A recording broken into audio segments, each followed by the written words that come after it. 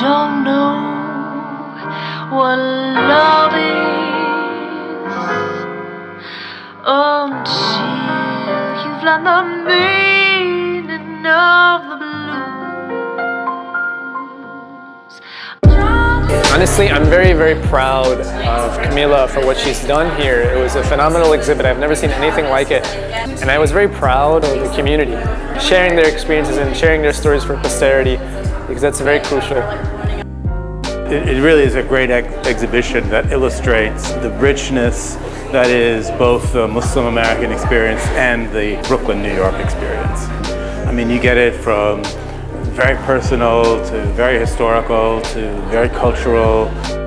As I moved through space, different stories kind of ebbed and flowed and tangled between one another. I feel like I'm still sort of swimming in all of the stories and all of the histories, and I think that's precisely the point.